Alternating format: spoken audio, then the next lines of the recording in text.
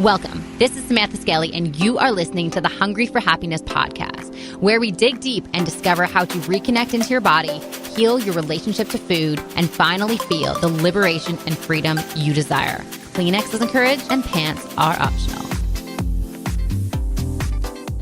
What's up, Phoenixes, and welcome back to the Hungry for Happiness podcast. You are listening to episode 18 with Alexandra Jamieson. I am your host, Samantha Skelly. This episode with Alex is all about navigating the world as an empath and how we can connect and protect our energetic field. I know for myself, I had no idea I was an empath and constantly felt drained by other people's energy. She's all about focusing on what feels good to us individually and honoring that it may look different for everyone. We chatted about connecting to our true desires and releasing any thoughts, beliefs, and actions that are no longer serving us. Even if you don't know what you want and you don't know what feels good, Alexandra has a great resource called How to Write Your Fuck It List that will allow you to focus on what you want to get rid of and invite more of what you love. She is the best-selling author of Woman, Food, and Desire, co-creator of the Oscar-nominated documentary Supersize Me, the host of her Rules Radio, and highly sought after wellness expert. Alexandra's mission is to empower women to create epic lives by honoring their cravings and kicking body shame to the curb. She's been on Oprah, The Today Show, Dr. Oz, Goop, and many more. She's attended the Natural Gourmet Institute for Integrative Nutrition, and has been certified in applied positive psychology since 2004. She is such a cool woman, and I'm super excited for you guys to check out this episode. Enjoy. I just want to remind you that we are currently enrolling for the Society, our signature group coaching program, which is a 6-month journey to finally end the battle you have with food and your body. This program is by application and invitation only, so when you apply, we'll hop on a call and we'll make sure that it is the perfect fit for you. If you go to www.hungryforhappiness.com/society application, all the details are there for you. I hope you enjoy this episode. What's up, Phoenixes, and welcome back to the Hungry for Happiness podcast. I am Samantha Skelly, your host, and I am joined here by Alexandra Jamieson, who I've been looking at your stuff online for a little while now.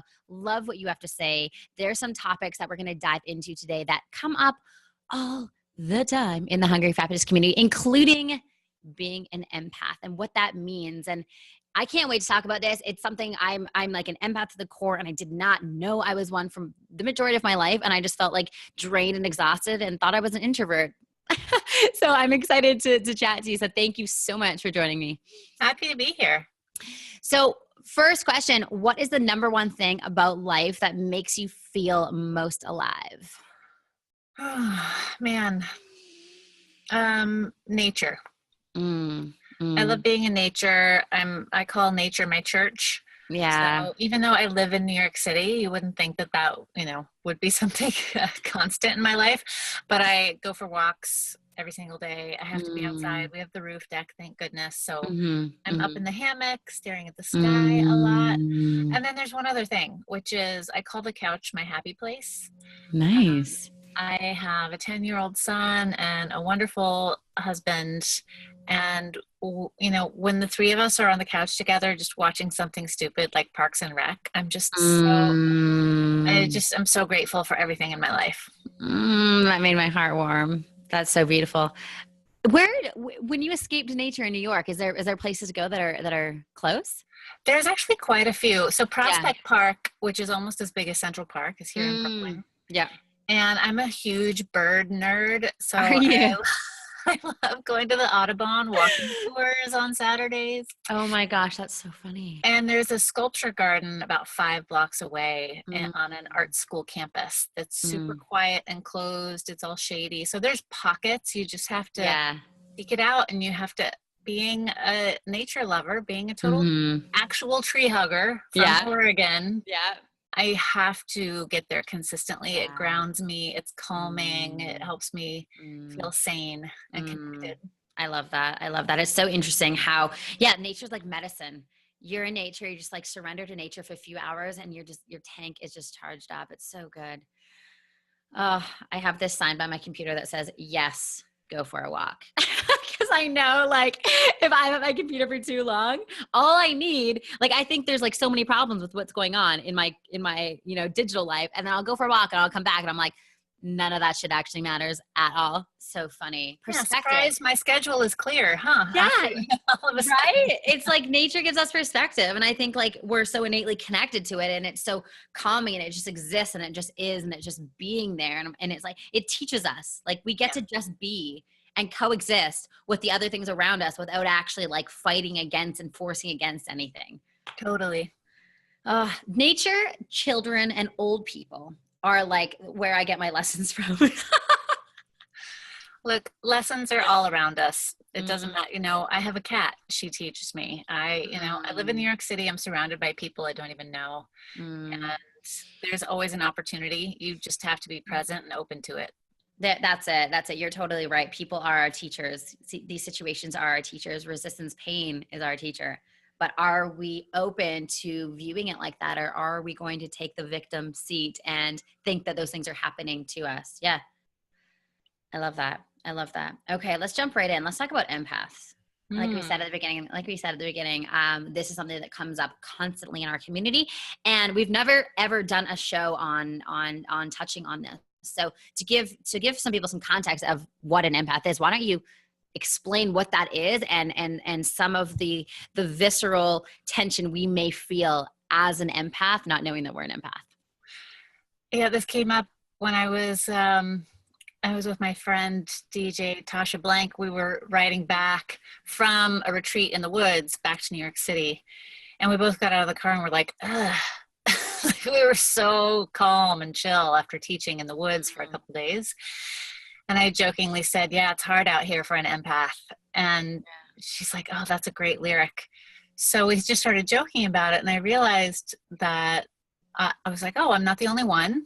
Like, here's another woman who, she organizes huge dance parties and she teaches about music and movement. And I was like, oh, we need to talk about this more, that we are all empathic, just like all humans are creative.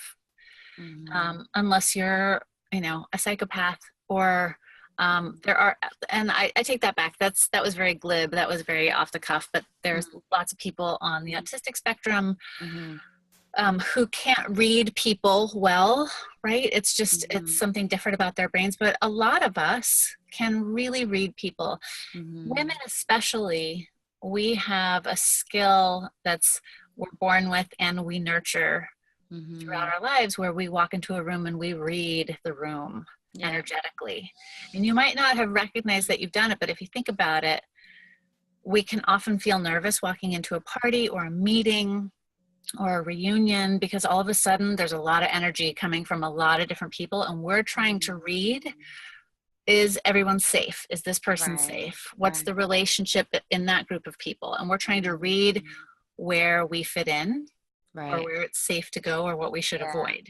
And an empath is just a more highly, I'll say, empathetic person. I mean, not that we necessarily feel more empathy for people, but we feel what they're feeling.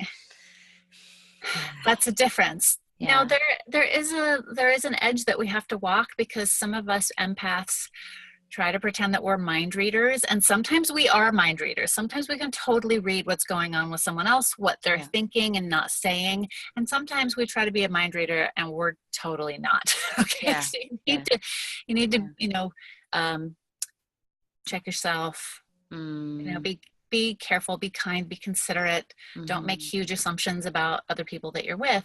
But let's put it out there that those of us who are empaths feel a lot of other people's energy. And it can be draining if you don't know how to zip up your own energy, put on a bit of a shield. It's a great skill. It's a great tool, especially, I've been coaching women for 14, 15 years now. It's a great skill because it helps you connect with people, because they feel you feeling them. Yes. And that's so valuable. It's so wonderful to be really felt and seen and accepted. Sometimes that's the most healing thing you can do for another person. Absolutely. So it can Absolutely. be a really beneficial tool that you bring to relationships, whether you're a coach or a mother or a friend, whatever.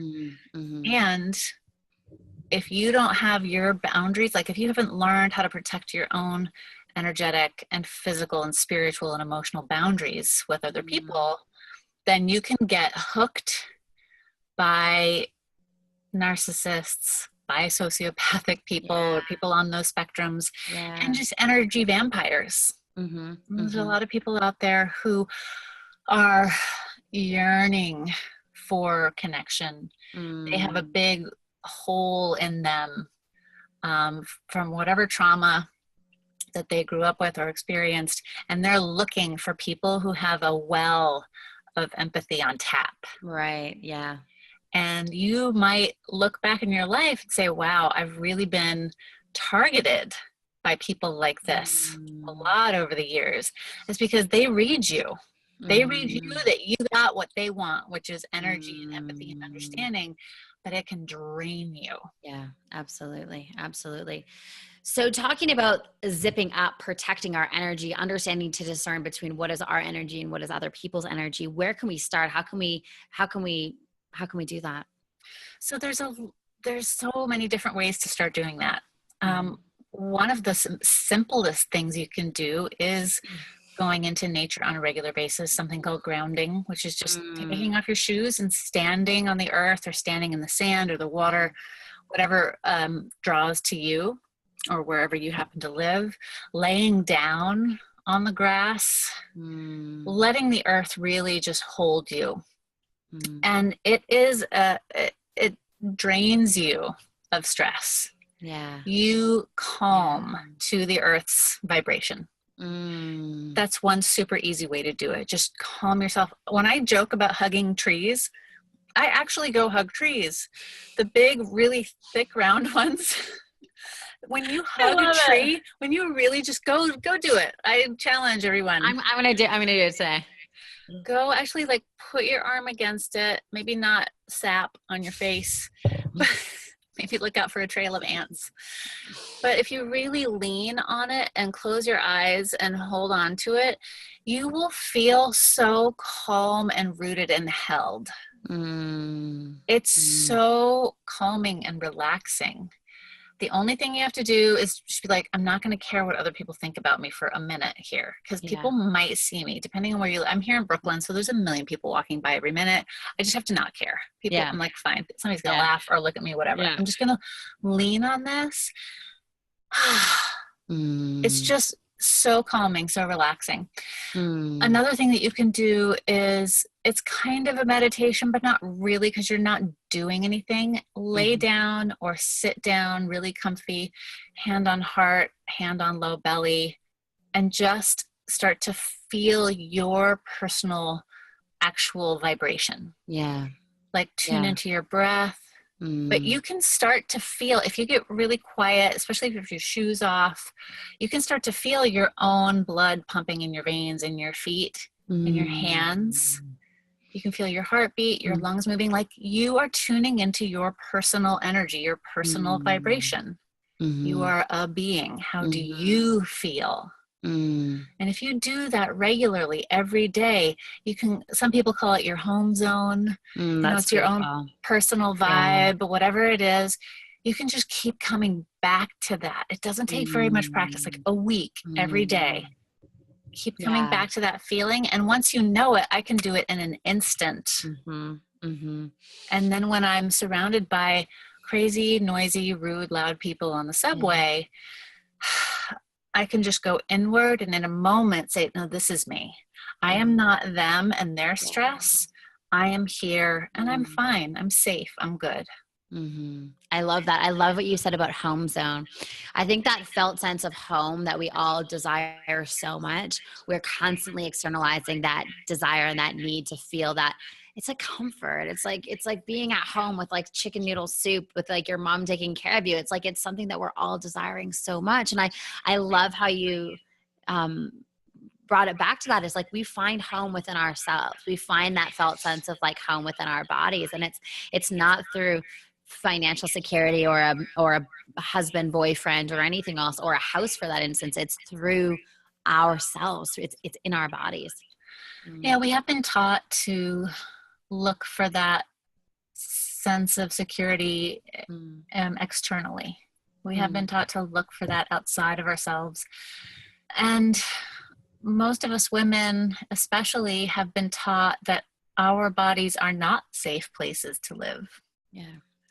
We've had experiences of being traumatized, sexual abuse, even the fact that we're told from such a young age that our worth is based on what we look like and how big or small we are, makes our bodies feel like unsafe places to live. And there's more and more evidence.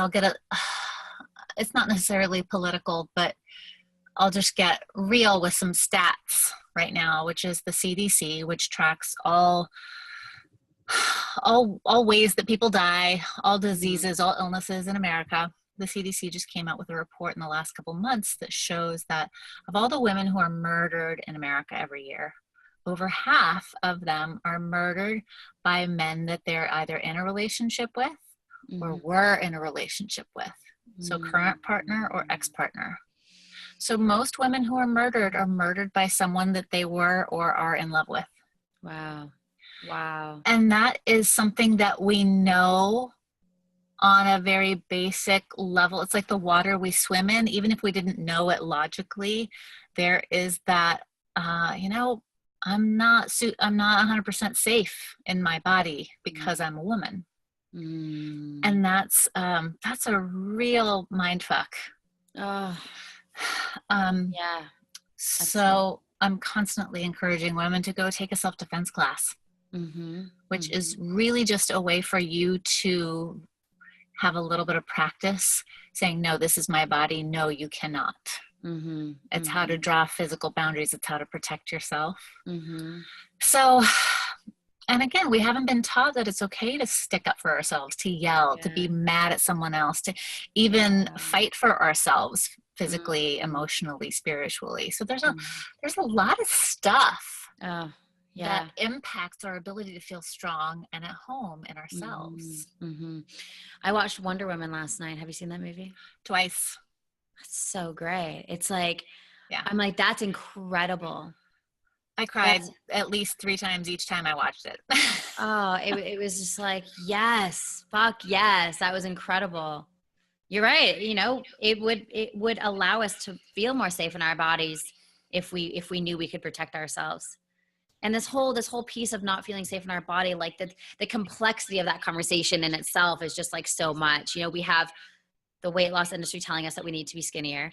We have the body positivity movement saying that we need to stay bigger. Aren't supposed to care either way. Yeah, it's so complicated. Let's touch on that for a second, actually, because I feel like you and I may have similar. Do you hear feedback? I'm a little bit. Okay. I'm good. Okay. I feel like you and I may have similar ideas on this, and this conversation for me came up through actually being at JJ Virgin's Mindshare, where is the body positivity movement enabling people to stay sick, unhealthy, overweight, and at risk for diabetes?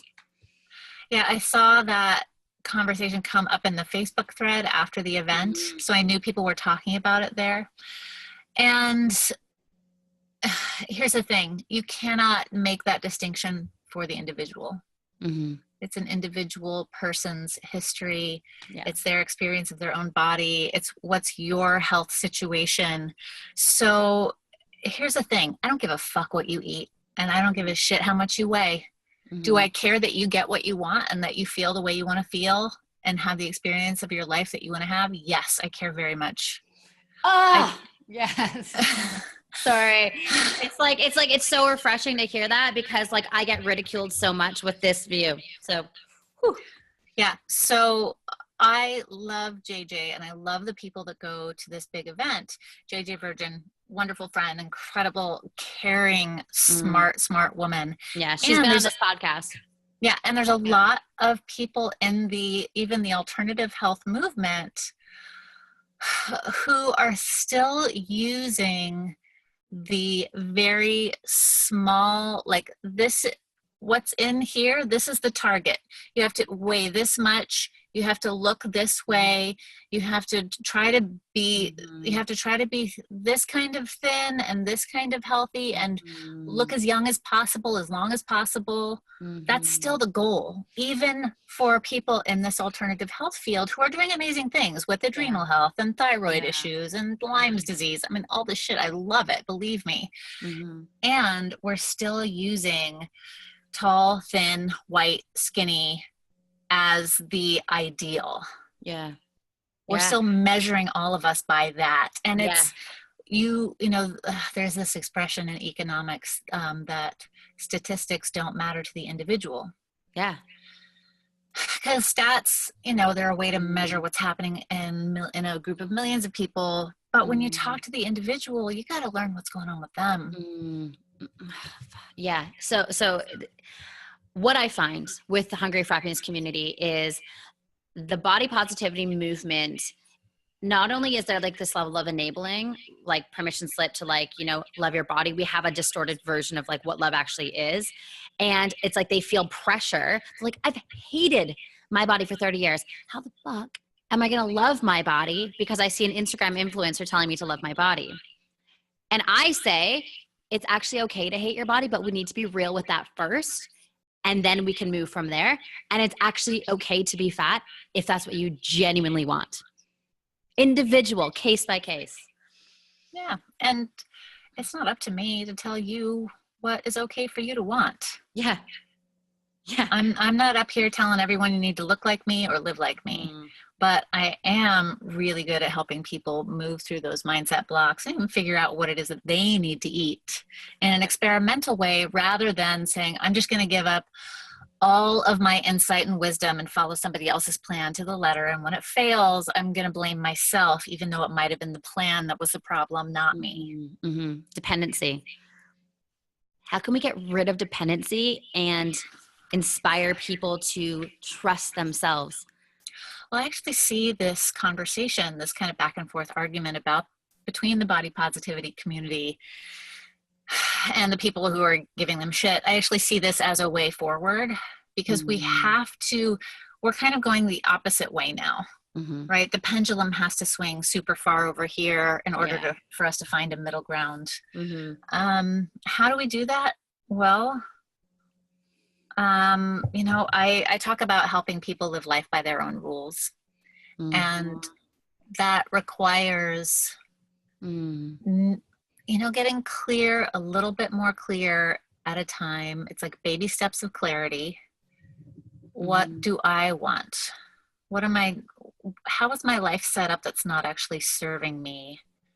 And how can I make boundaries with people so that I can have the energy and space and capacity to bring in the people and the experiences that I want? And that's really challenging, because it often requires having really challenging conversations with people, which we don't love doing, right? We don't love having really hard conversations. I'm actually writing a book with my husband right now about how to have really challenging conversations. Really? Yeah, I'm so excited. Beautiful. So having difficult conversations, learning how to make what I call starter boundaries. You know, a starter boundary it's a line across which you're not going to go, and a line across which somebody else is not welcome. Right. Ooh, I like that. And the trick with boundaries is that when you create a boundary, the universe is going to go, awesome, you have a boundary. Let me help you practice that. I'm going to start throwing stuff at you to test that, because that's the only way we really learn anything. Yeah. And my friend Terry Cole describes boundaries when you change them as it's a dance. You've been dancing the cha-cha with someone for years, and all of a sudden you want to dance the merengue. And they're like, no, we're doing the cha-cha. And they're going to like try to pull you back into whatever those steps were. Yeah. And you're like, no, we're doing it this way. And so there's this fight energetically. So it takes time. And I think that's a really challenging thing, that we start to speak our truth and say, this is what I want. And it doesn't always go perfect. It rarely goes perfectly the first time out of the gate. And so we give up, or we think we did it wrong. Yeah. or we weren't strong enough, or we weren't clear enough, whatever. No, it's just, you have to start. You just have to start. Mm-hmm. Yeah. And so it's created through action is what I'm hearing. It's created through action and personal experience. There's only so much reading and journaling you can do.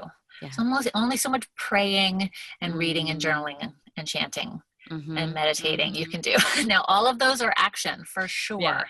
Yeah. And we learn ourselves and change the world through our relationships with other people. Yeah.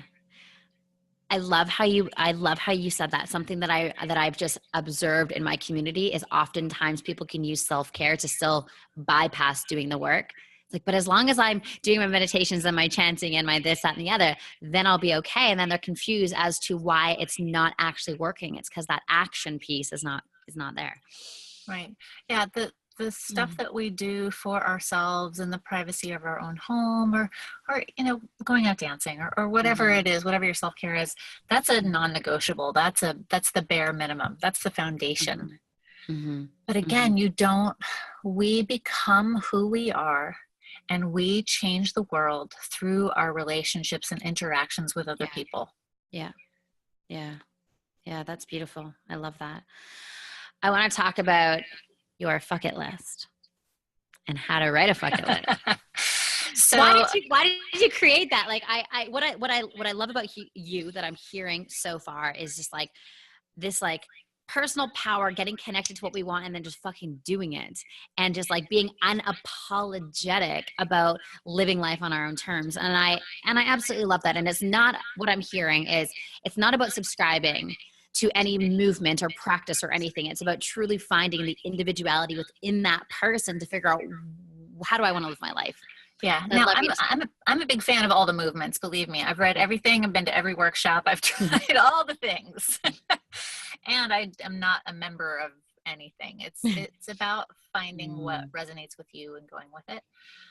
So a few years ago, I was at a retreat, and one of the teachers, Emilia Zhivotovskaya. Oh, sounds fancy. I know. She's very Eastern European Russian. And she was talking about positive psychology. And she was talking about how she had been into an elementary school and was teaching these kids the difference between a growth mindset and a fixed mindset. And a growth mindset looks at challenges and mistakes and says, oh, what can I learn from this? A fixed mindset says, if I fail at something, I'm not good at it and I never will be. And there's all these other examples of the difference between growth and fixed. And a huge light bulb moment for me. I was like, oh my gosh, at the time my son was about 6 or 7. And I said, I need to learn everything about this. Everything about this. I need to be able to help him and support him through, becoming a person and learning the difference, because our minds and our culture is not set up to support that growth mindset. So it's something that we have to have in the home. And so my husband and I decided we're taking her course together, and we did a 6-month deep immersion in the positive psychology training with her. And I love it. I love it so much because it's all about looking at what's right with you. Focusing on your strengths, your inherent strengths, and learning what they are, and seeing how you can build on what you're actually already good with, and having appreciation for your strengths, and then learning how to strengthen your lesser strengths, not your weaknesses, but your lesser strengths. That's cool. So got really into that. I've been teaching that in all my programs and with my clients, and I love it. And then I realized I would be asking people, so what's going well? What's right with you? What's good? What do you want? Right? Focusing on the positive language. And a lot of times people are just like, I don't fucking know. I know what's not working. I know what's not working. And I know what I don't want. I know what I don't want. I was like, okay, well, let's start there. Let's flip this. So I decided to write the How to Write Your Fuck It List workbook. As a way to flip positive psychology on its head. So I said, all right, let's get a list of all the shit you're tired of, all the shit you hate, all the shit you're so done with, all the stuff is not working, all the mindset traps you stumble into every day. And then let's flip them on their head. Say, okay, well, if you made this into the opposite, what would it be? What do you want based on that? And that's really easy for most people to wrap their head around. Whereas starting just with a blank slate, clear sky, what do you want? It's like, I don't know. So the fuck it list was born. How to stop doing shit you hate so you can have a life you love. That's awesome. That's epic. We will give you ladies and gents a link to that so you can do that. I want to do that. I'm so excited. I've been like thinking about what would be on my list. Yeah. It's so freeing. It's so freeing. It's like giving ourselves permission to just let go of the things that don't light us up. Like, go figure. Like, why are we stuck doing shit we hate constantly and then complaining about it? Like, in what world does that make sense? And why are we still doing it? I don't understand. Yeah, everything from, why do I shave my legs every day? Why am I spending 10 minutes of my life in the shower? Like, why am I doing something that nobody else is going to see? I hate doing it. Why am I wearing uncomfortable high heels to work every day? Yeah. You know, those are the tiny little things that women have been like, oh, I hate that. Why am I doing that? Yes. Yes. And then I hate, why am I saying yes to every single request that comes across my desk when I do not? I have to stop with the people pleasing. Yeah. Imagine how much energy and just how much healing power is left for a person to use for their own life when they stop doing stuff for everyone else around them. Yeah, it was so interesting. One of my mentors, he told me to do this experiment where every decision I made over the course of 48 hours, I had to ask myself, am I making that decision for me or for someone else, right? So going into my closet and getting dressed, I'm like, am I choosing this outfit because I genuinely want to wear it and it feels so good for me to put these clothes on? Or am I choosing this outfit because I want to impress someone else or like make it look like I'm like more successful than I am or cooler than I am or whatever, right? And it's like, am I eating this thing because I really want to eat this thing, or am I eating this thing so I'll keep my body at a certain level so that other people will view? It's fascinating. It's a fascinating thing. And I think when we take time to just like zero in on this stuff and just go like, who am I living for and why? It's so eye-opening. And I was chatting to my girlfriend, Dr. Lisa Kaplan, a little while ago. And basically we were talking about how like back in the day, we did everything in tribes, right? We helped each other. We were, looking after each other's babies and helping with food. And we took like this massive leap to the other side where like, now we just do everything on our own. And it's like, when are we going to like settle back into this like area where like, we're allowed to ask for what we want. We're allowed to say that we don't want to do things when we don't want them. We're allowed to be like, hey, can you take care of my child without feeling the guilt of like, I have to do everything on my own. Yeah. Yeah. I'm really lucky in that my kid goes to a super progressive education school and there's a real family vibe there. And the class that we're in, the parents are like, it just happened again this week. Like a mom reached out to me and said, hey, can my kids stay with you Friday night? Cause we have this thing going on. I'm like, yeah, absolutely. Because earlier this summer, I asked if Mike could stay over there. It's like, I'm so glad that she reached out to do that.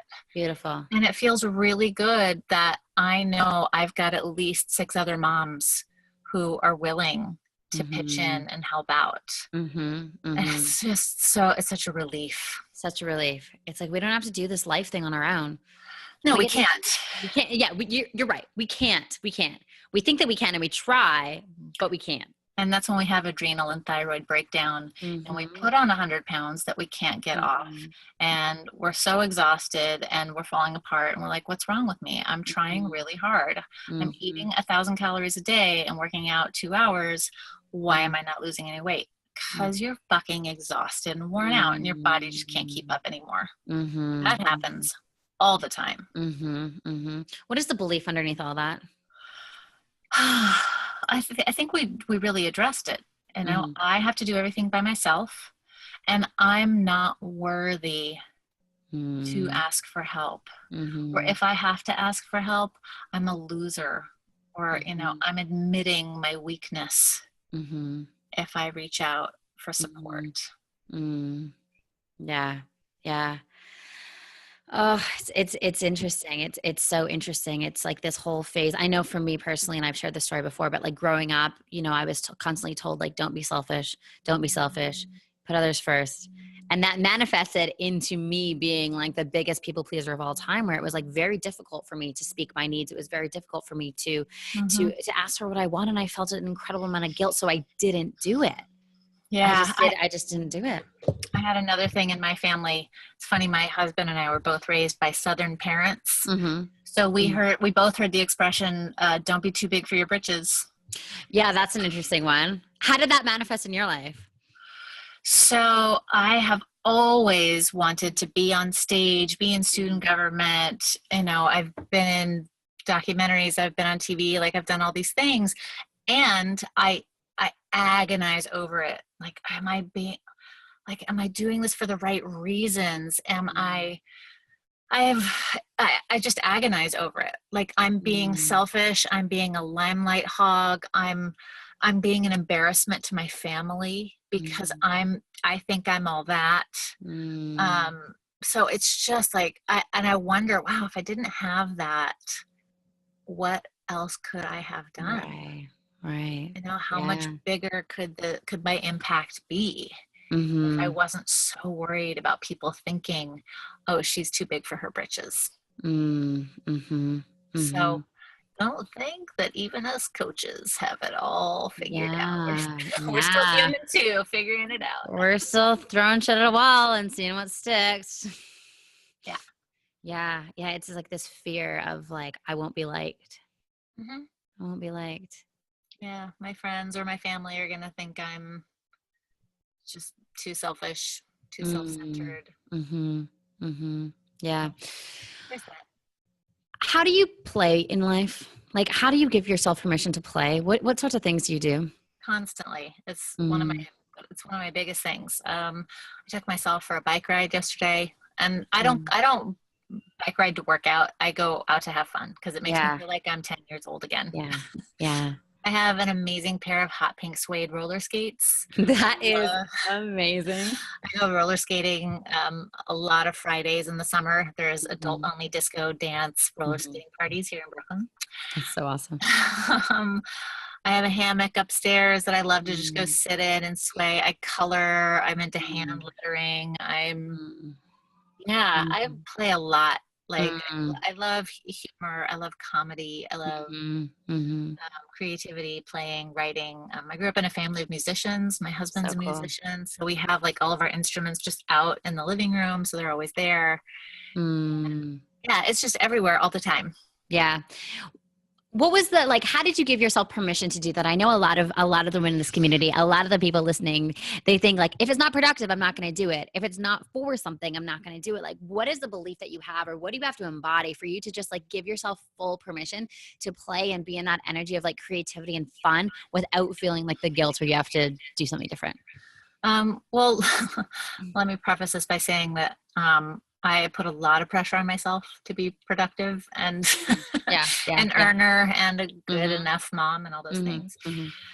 I think over the years, my tolerance for pain and suffering is really low. So that's as true for food as it is for fun and work balance. Like I was a serious sugar addict for the first 25 years of my life. And when I finally got really, really sick and started to associate feeling really sick with the sugar that I was consuming, it's now super easy for me not to eat sugar. It just became like, oh, I feel like shit. And I can connect in so quickly with how I'm going to feel in 2 hours if I eat too much or any at this moment, whatever it is. So I'm like, oh, I'm just not doing that because I don't want to feel like crap. And the same is true for work and play. Here's the thing. I've lost way too many people already in my life. Had a lot of addiction and suicide, overdose in my family from a really young age. And then in the last 4 years, I lost my mom and one of my best friends to cancer. And life is too goddamn short. Life is too fucking short. It could be over today.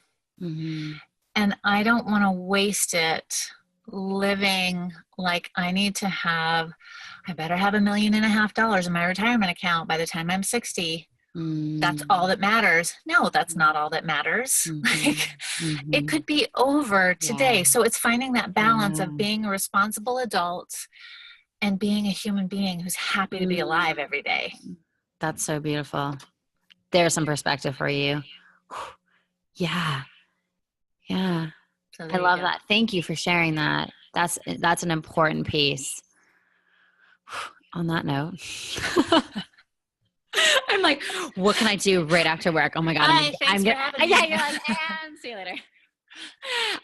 You're an incredible person. I really value your honesty, and I value your just ability to just show up and speak your mind and just be like unapologetically you. And it's so freaking refreshing. So thank you. Thank you so much. To be here with it's just you. like you're unedited and you're just you. And we're starving to find that in ourselves. And I know you're going to inspire a lot of people by just showing up and being you. So super cool. Thank you. We didn't even talk about sex this time. I'm going to have to come back. Yeah, that'll be round two. So where can we find you? So my website is alexandrajamieson.com.